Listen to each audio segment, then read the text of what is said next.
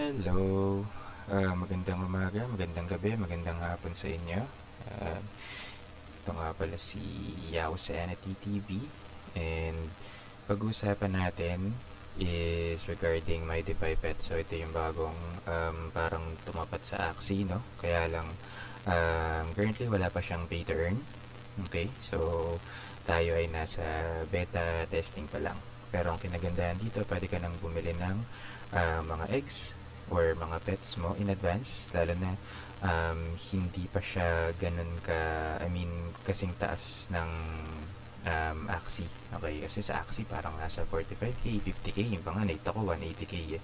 So currently, ito nasa magkano ba? Check natin dito sa CoinGecko, nasa 297. Okay, 297 per coin to. Alam ko ata per coin. Correct me if I'm wrong, ano. Okay, so simulan na natin yung mixing tutorial, no.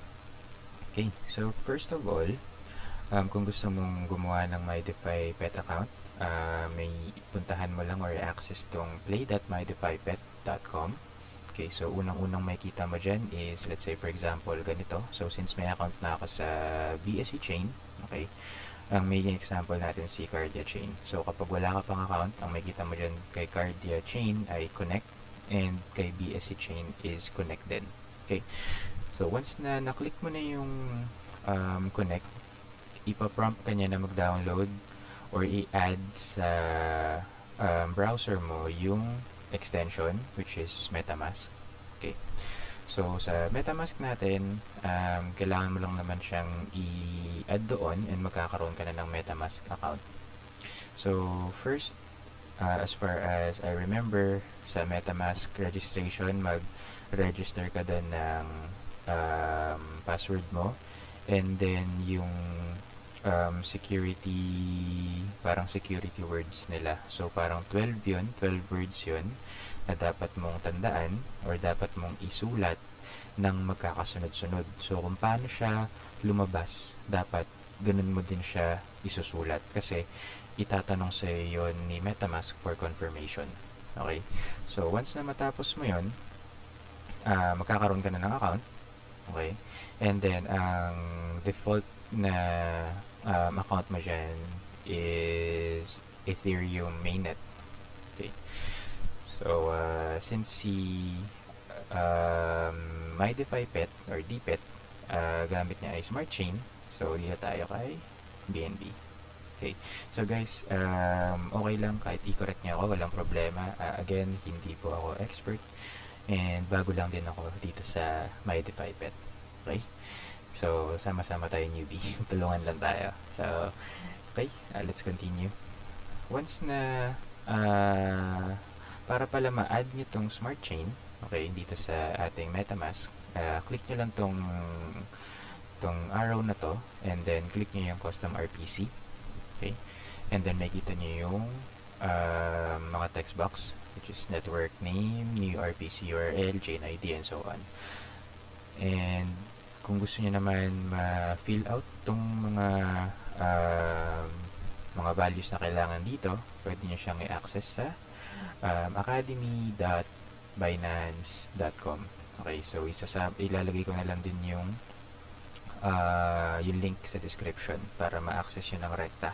So copy nyo lang to, new RPC, network chain, RPC, and ito, never mind, ito lang, itong part lang na to. Okay. And then after that, once na ma-add nyo na siya, okay, save nyo lang. Okay. Once na ma-save na, ang next step nyo naman dyan is yung pag-add ng Dpet na coin. Okay. So para ma-add nyo yung Dpet, token, para ma-add nyo yung Dpet, click nyo lang yung token, add token, and then access nyo tong bsscan.com. Tapos, hold on, saan na ba yung natin dito? bsscan.com, and then Dpet or MyDefi. And so currently hindi ko alam kung bakit siya nagkaganito Pero dito ko siya hinanap.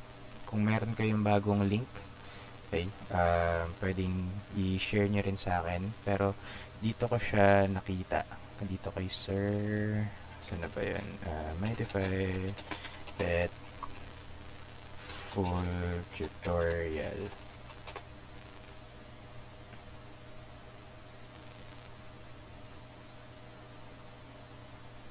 Okay.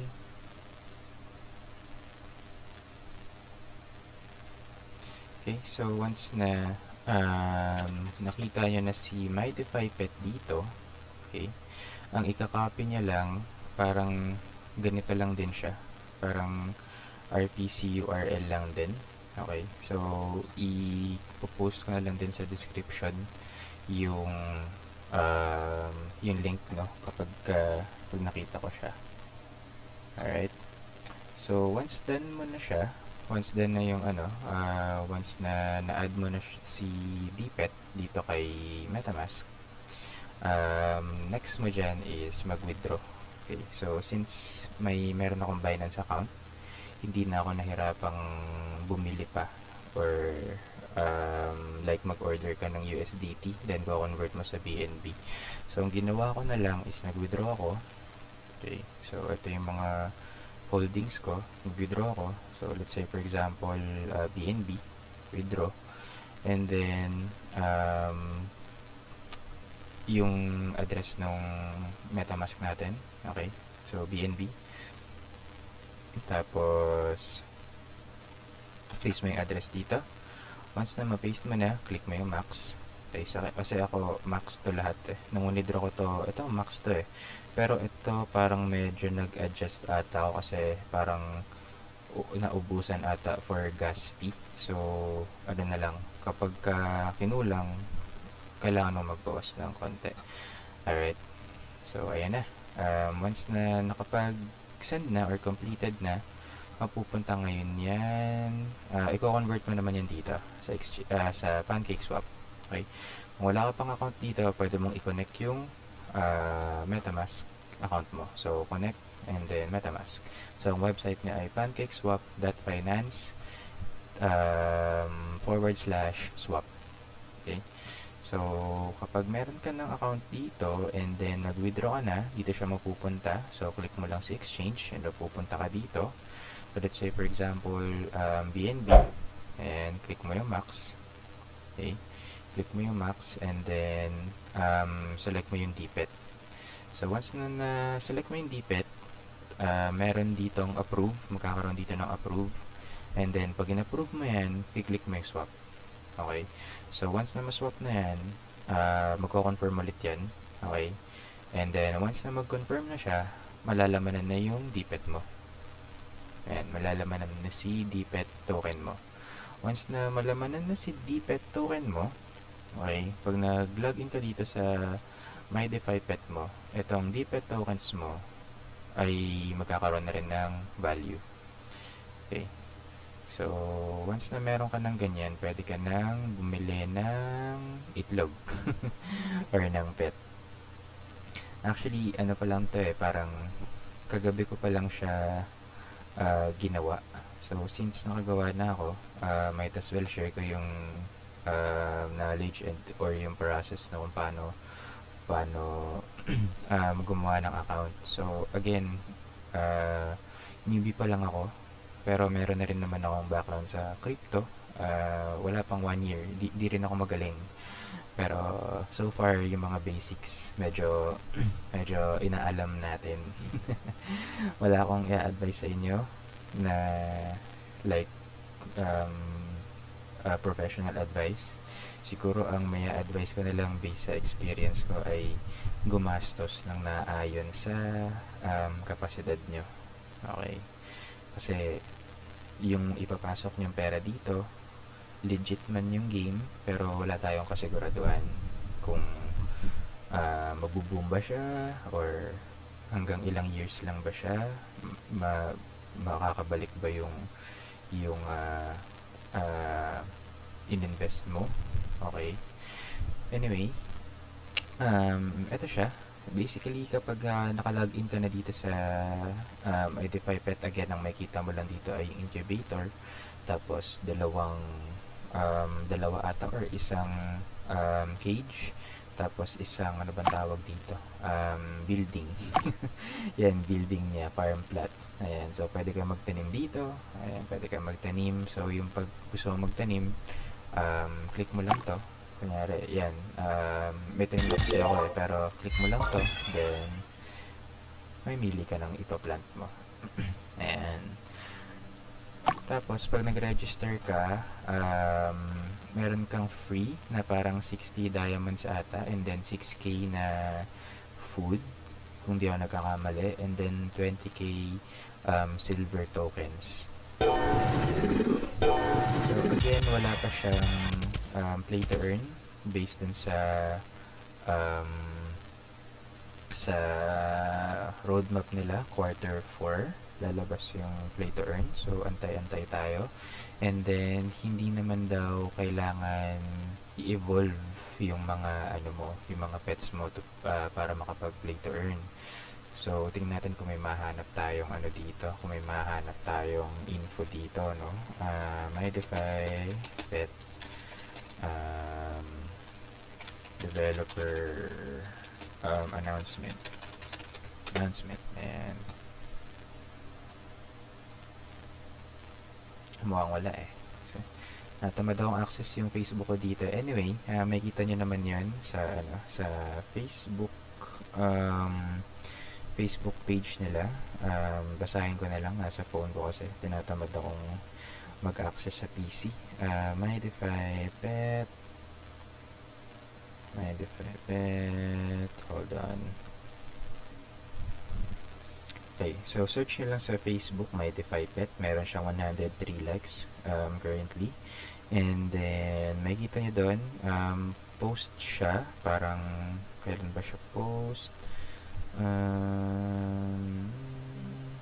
Wait lang. We conducted. Saan na yung My Defi Pet natin? Mayroon yun dito My Defi Pet conducted AMA. Sorry, nasa phone ako guys. My Defi Pet.